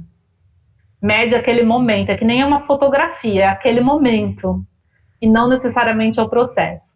Daí que a gente se volta a pensar numa atividade, numa avaliação que seja contínua, em que a gente consiga ver onde o estudante partiu e onde ele consegue chegar. Só que para a gente fazer essa avaliação, o que a gente precisa fazer? A gente precisa conhecer os nossos alunos. E para conhecer os nossos alunos, nós precisamos ter turmas pequenas. O que na educação básica é impossível, porque a gente tem, por exemplo, 40 estudantes do ensino médio. Como é que um professor de química com 50 minutos, né, 2 aulas de 50 minutos, naquela turma com 40 alunos, vai saber se o João ou se a Maria estavam com uma dificuldade de ensino e que ele conseguiu superar aquela dificuldade no processo? Ele não consegue, porque ele não tem tempo, ele não tem vivência suficiente com esses estudantes. Então, essa questão da avaliação, ela é muito estreita também às condições de trabalho do professor. Outra questão é a gente sair dessa ideia de reprodução. A avaliação é a gente tentar identificar se o estudante aprendeu ou não. Então, a avaliação ela não pode ser o objetivo do ensino. E isso é uma visão que não só os estudantes precisam superar, mas também os professores e as instituições de ensino. Não raro a gente vê uma instituição de ensino pensar no seu currículo. Eu já vi até proposta assim: vamos modificar o currículo da licenciatura de acordo com as competências do ENAD. Eu já ouvi isso, né? Vamos pensar no currículo da educação básica pensando no vestibular da Unicamp, da FUVEST. Não! A avaliação é uma avaliação do processo de ensino, não é processo seletivo, né? E ela tem que ser consequência. O aluno tem que ir bem na avaliação porque é uma consequência do processo de aprendizagem. Ele não tem que aprender para ir bem na avaliação. Ele tem que ir bem na avaliação porque ele aprendeu. Parece uma uma bobagem, mas não é, porque muitas vezes os estudantes pensam assim: eu preciso tirar nota nessa prova. Não, você precisa dominar os conceitos básicos dessa disciplina. Você ir bem na prova vai ser uma consequência. Agora, a prova não pode pedir para que os alunos simplesmente reproduzam algo da sala de aula, né? E aí outro ponto importante da avaliação é que a avaliação ela tem que ser compatível com o processo de ensino. Então, por exemplo, se eu trabalho naquela perspectiva que eu estava comentando anteriormente, de situações, problemas, se eu coloco situações, problemas para o meu estudante, para ele tentar resolver essas situações, problemas, seja ao longo da disciplina, seja por bimestre, ou seja a cada aula, pequenos problemas, eu não posso simplesmente chegar na prova e pedir para ele dar o nome da vidraria.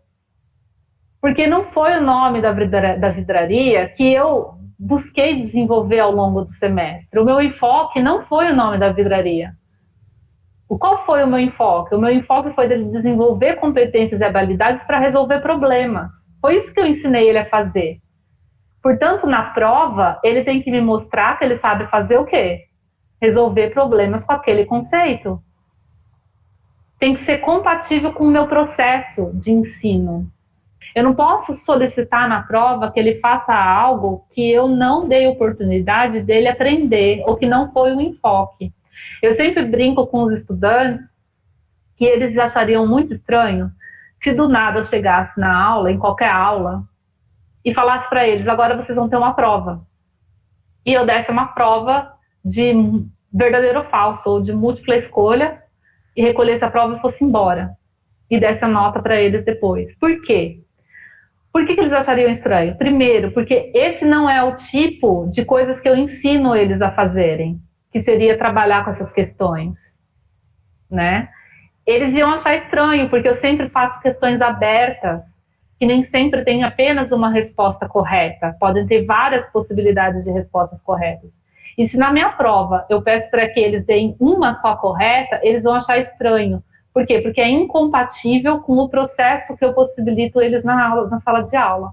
Agora, é claro, se eu trabalho conceitualmente com eles ao longo do processo, se eu enfatizo o nome das vidrarias, como sendo eu não estou dizendo que isso é melhor ou pior, eu só estou querendo dar esses exemplos para mostrar a compatibilidade entre o processo e a avaliação. Se eu enfatizo para eles que eles têm que saber o nome dos reagentes, que eles têm que saber o nome das vidrarias, e que eu quero que eles saibam desenhar isso, Na prova eu tenho que pedir isso. Não adianta eu chegar na prova e falar assim, um sistema de produção deu problema em tal lugar, que tipo de solução você ia sugerir?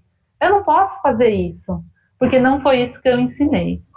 Então, em suma, é pensar que o processo de avaliação ele tem que ser compatível com aquilo que eu ensino, com aquilo que está sendo o meu foco ao longo da disciplina. Variar os instrumentos, né, e os tipos de avaliação. Então, pode ser pensar em questões orais, pensar em coisas em grupo, pensar em coisas individuais, pensar em produção textual, pensar em resolução do problema, como que ele resolveu aquele problema, pensar em várias estratégias de avaliação. E outra, superar a ideia de que a avaliação é o objetivo. Ninguém aqui tem que cursar uma disciplina para conseguir a nota. Conseguir a nota tem que ser uma consequência desse processo de aprendizagem. E em relação à acessibilidade, o IBGE tem esses dados. Se eu não me engano, em 2018, que eu acho que foram o último censo teve dos domicílios que eles fazem esse acompanhamento, foram 75% da população brasileira tem acesso à internet. Então, nós temos aí 25% que não tem acesso. No entanto, a maior parte dessas pessoas, acho que chega a 80% ou 90% das pessoas que têm acesso à internet, são acessos móveis, pelo celular, pelo smartphone, ou seja, não é uma banda larga que possibilite a aula em EAD. Então, o dado que a gente tem mesmo são estatísticos nesse sentido, de censo da população brasileira. Então, a gente tem uma quantidade de alunos muito grande que não tem acesso, e aí tem a questão que mesmo que ele tenha acesso, muitas vezes tem acesso na casa deles, mas ele tem 5 pessoas que estão na idade escolar, né? E aí, como que faz para usar um computador? Então, tem essas outras questões que estão surgindo aí. Mas os dados que a gente tem e que o pessoal tem se debruçado são esses dados mesmo que são feitos de uma maneira mais minuciosa, pensando estatisticamente mesmo, né, de dados validados estatisticamente, que são esses dados do censo e do IBGE. Essa é uma preocupação que tem tido e o pessoal até entrou na justiça para contrapor essa ideia aí do governo, por exemplo, do estado de São Paulo, de fazer essas aulas e ter a frequência garantida que os alunos precisem ter, quando na verdade muitas vezes eles não têm condições, né? Então, eu particularmente eu acho isso um absurdo, porque começa a se pensar que o pai ou a mãe ou o responsável em casa, ele é capaz de ensinar o filho a tabuada, por exemplo. Não, ele não é. Por que ele não é? Porque ele não é professor. Por que ele não é professor? Porque ele não domina os conhecimentos necessários para ser professor, que é uma profissão e que não é quebra-galho. Então, se a gente admite que o professor vai dar uma aula e que um aluno da educação básica vai aprender, porque o pai ou a mãe ou o responsável vai ajudar, a gente está dizendo que qualquer um pode ensinar em qualquer condições. E isso contribui para uma desvalorização do trabalho docente, que já é super desvalorizado, né? Então, eu acho que a gente tem que, sempre que possível, se posicionar contrário a esse tipo de ação, principalmente na educação básica. Eu acho que a educação superior, a gente tem outras questões aí que a gente precisa discutir. Mas na educação básica, a gente não pode pensar como uma possibilidade ainda maior de sucatear o que a gente já tem, né? Que eu acho que é justamente, desculpa, nesse sentido que os nossos governantes estão pensando.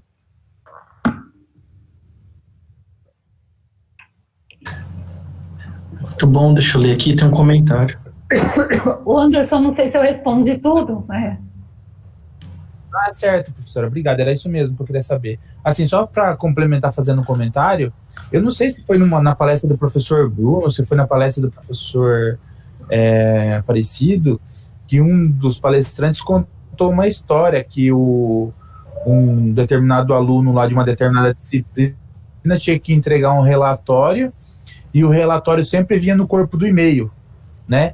E daí, quando foi se saber o porquê que ele mandava no corpo do e-mail, chegou-se à seguinte conclusão, que ele não tinha condições de ter um computador lá para fazer no documento específico. Então ele escrevia tudo no corpo do e-mail, relatório da disciplina. Então, só para fazer um comentário para ilustrar aí a situação da grande maioria da população, né? Eu achei ótima essa história, Anderson, porque Legal, Anderson. Isso evidencia coisas que, assim, quem está na sala de aula evidencia com outros aspectos, né?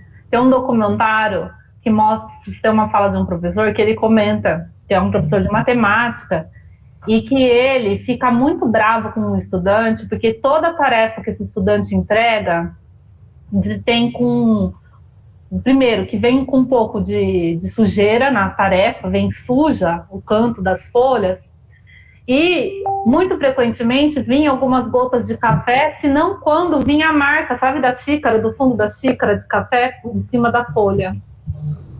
E ele brigava muito com esse estudante, por ele ser esculachado, por como que poderia trazer uma atividade desse tipo, né? E um dia o professor, acho que não sei se numa atividade da escola, o que foi, porque o documentário não aborda isso, ele passou ali onde o estudante morava.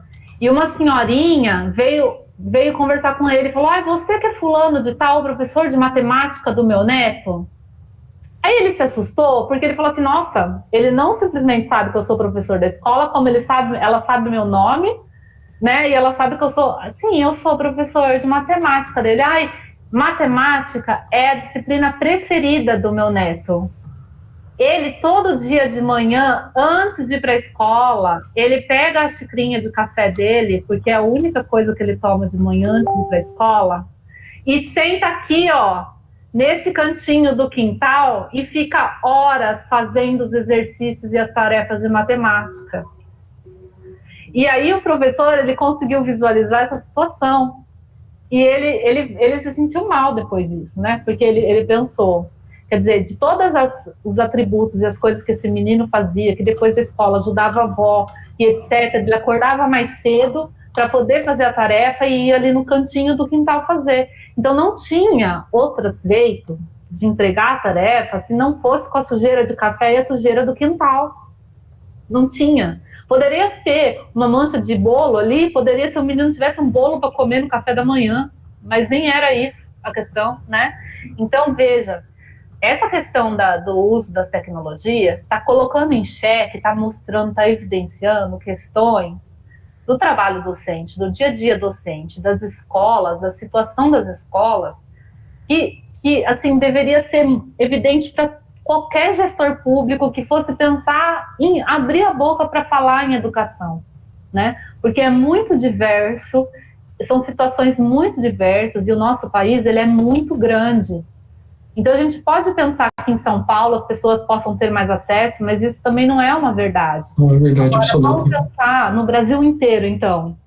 Essa situação começa a ser muito mais divergente, não é? Então, a EAD, eu acho que é só, né, um pedacinho, o uso das tecnologias é um pedacinho de algo que está mostrando a diversidade do nosso país e o tamanho dos desafios que a gente tem aí na educação.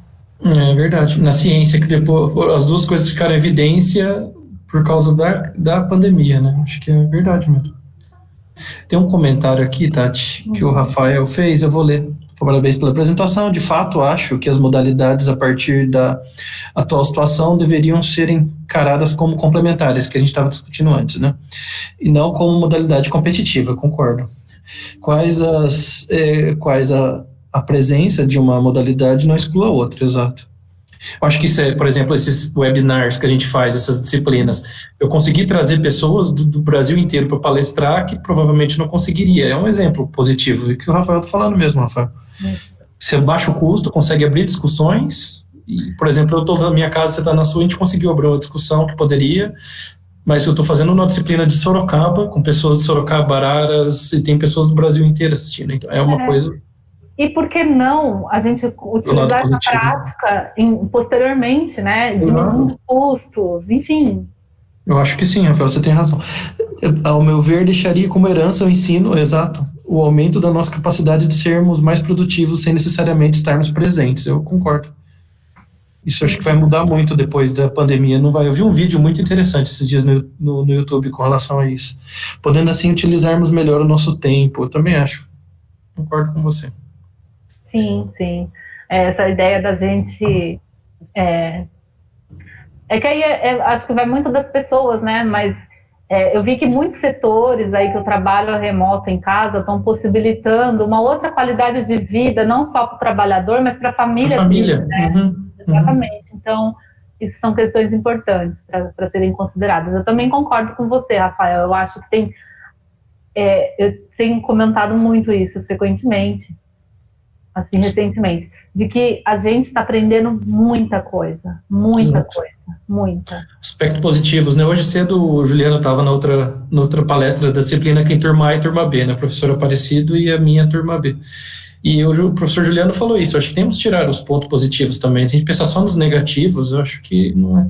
Essa carência de se discutir melhorias no ensino que a gente estava precisando em ciência, eu acho que isso é um ponto positivo. Levar de novo isso nós que já trabalhamos com educação, beleza, mas pessoas que estavam de fora viram, nossa, é necessário, verdade, olha, o meu filho está em casa, realmente o trabalho do professor é algo que é um desafio. Eu acho que isso realmente é válido. Eu acho que mais alguma pergunta?